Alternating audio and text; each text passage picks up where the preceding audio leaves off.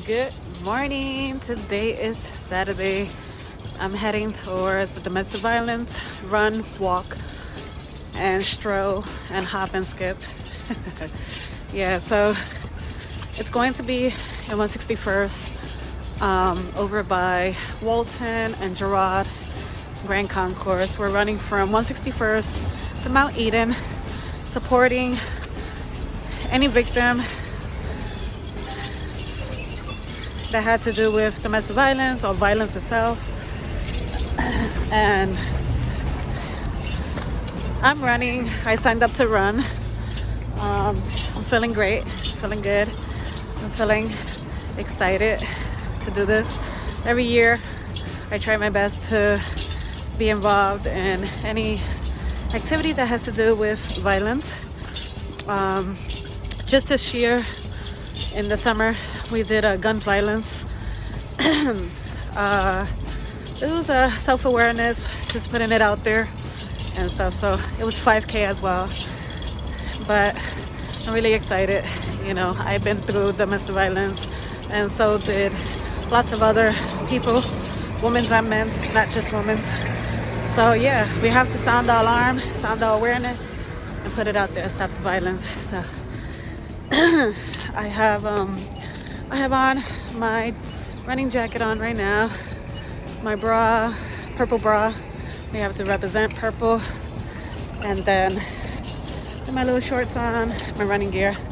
Then we have this gentleman right here. He's from Bronx Nomad. And let's show you the back. Oh, you're not gonna take it off. You can see it. So he's supporting as well, and he's going to be running. So yeah, we're gonna have a good time. So I'll check you guys in a little bit, and stay up, stay blessed, and I'll see you guys soon.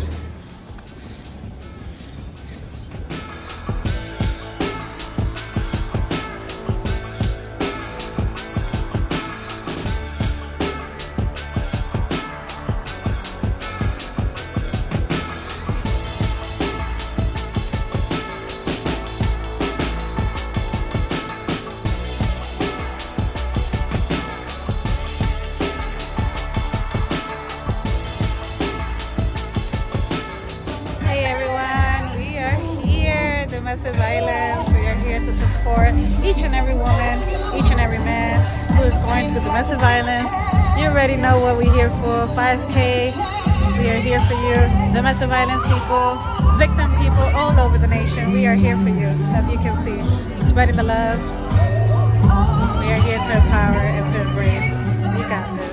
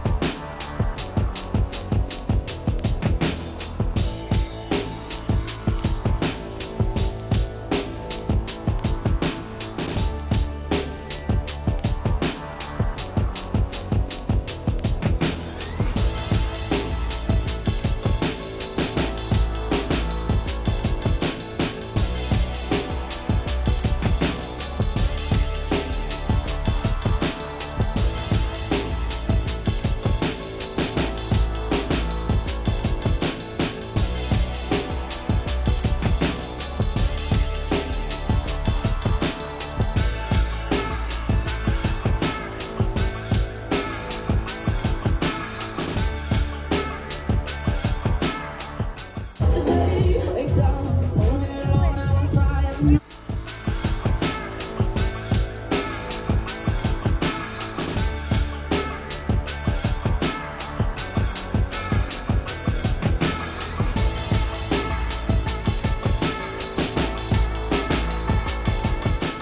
what a beautiful day!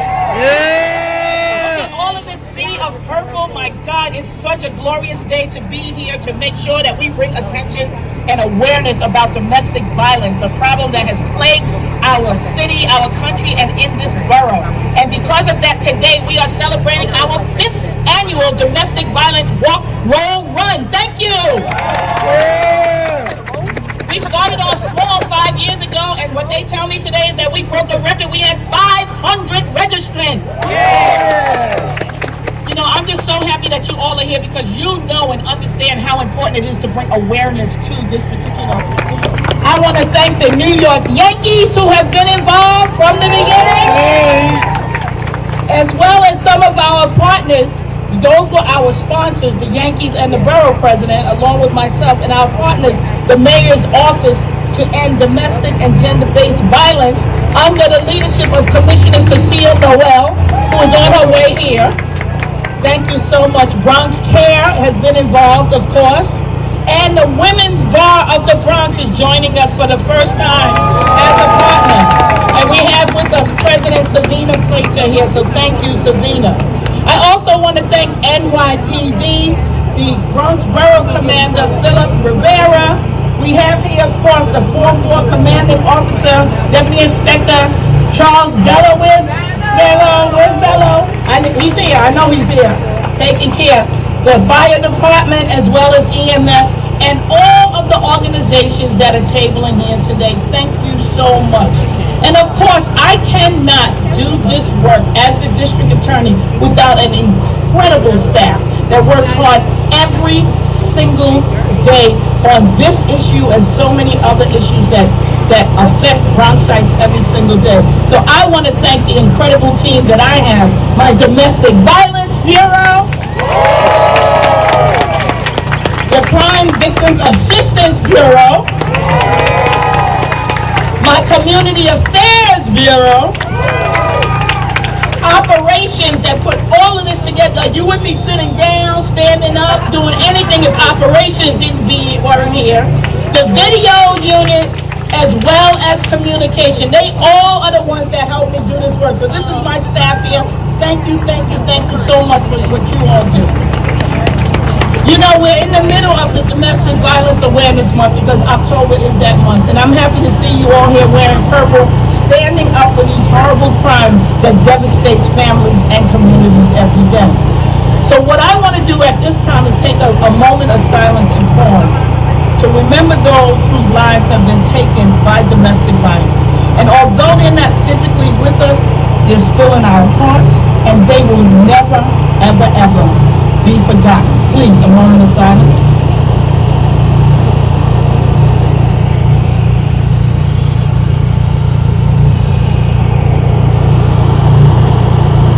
Thank you so much. My office is committed to eradicating.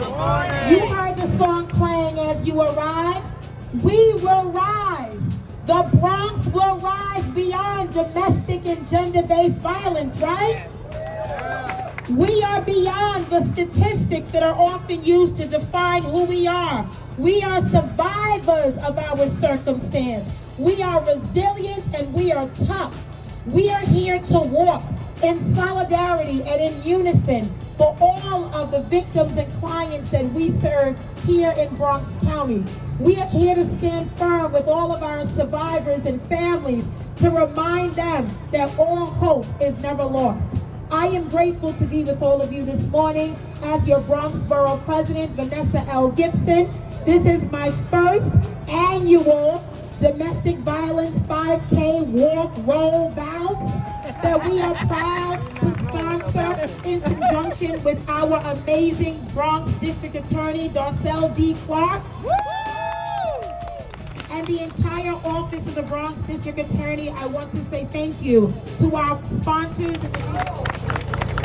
Good morning, everybody. Good morning. Good morning. Now, we're out here to make some noise, right?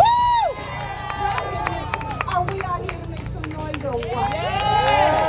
Is the Bronx in the house? Is the BX here? Okay, so when I say, why are we here? You say, to help survivors. Why are we here? To help survivors! Why are we here? To help survivors! Why are we here? To help survivors! That's right. That's right. We're here to let everybody around here know that we are standing up for those folks who may not have a voice today, but they're going to have a voice tomorrow, and we're going to make sure that they have a voice tomorrow.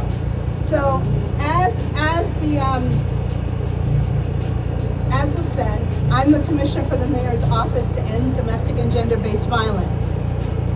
In addition to the Family Justice Centers, we collaborate with city agencies on policies and programs. We provide support to survivors every day. We work in conjunction with this fabulous DA's office to make sure that folks who come into that space really get the services that they need. It's comprehensive services, that's advocacy, counseling, housing support, whatever they might need, and we do it in partnership.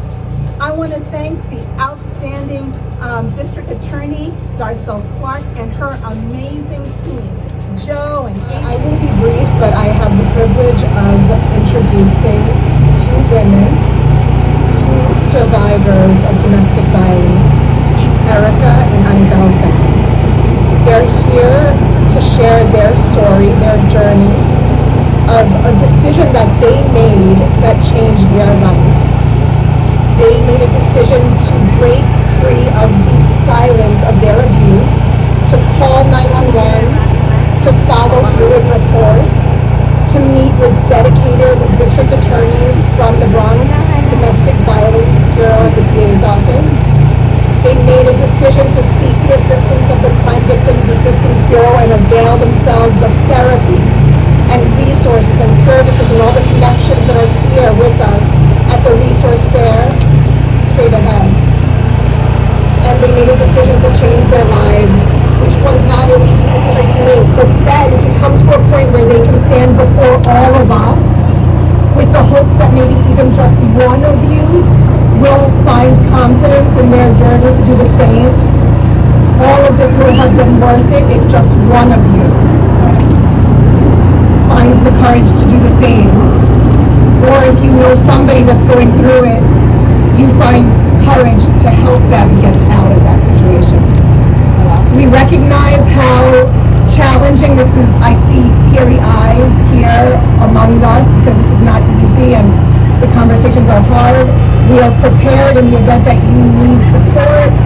There are crime victims assistance advocates and therapists. You can identify them with the white ribbon on their shirts. We also have a wellness table at the back end there if you want to seek some support from an advocate or a therapist from the Crime Victims Assistance Bureau. So now I have the privilege of introducing our first survivor, Erica.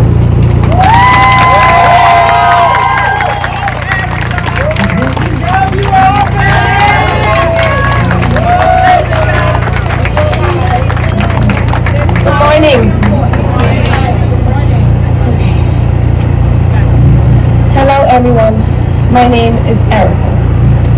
After 10 years of struggling in a domestic abuse relationship, I finally received the help I needed to leave. You might ask yourself, how could I stay for so long? You must understand, it was all I knew.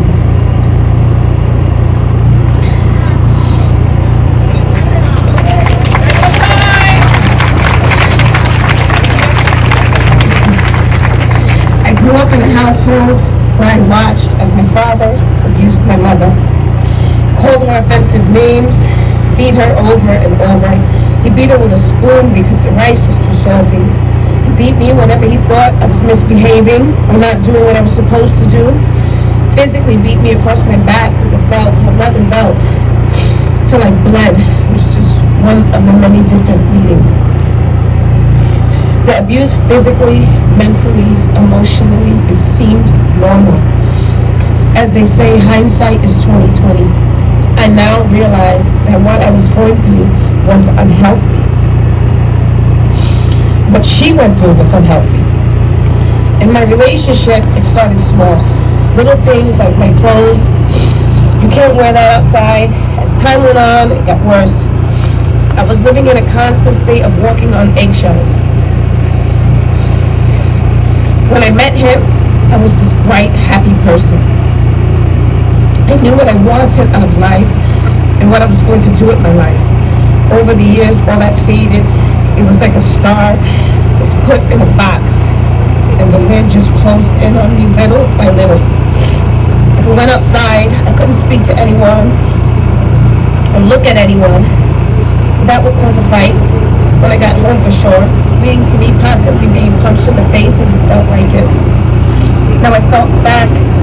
I tried to leave, not once, but twice. I never followed through though. I felt like if I did, I was giving up on my family, and I wasn't good enough, and I was failing as a mother and a wife.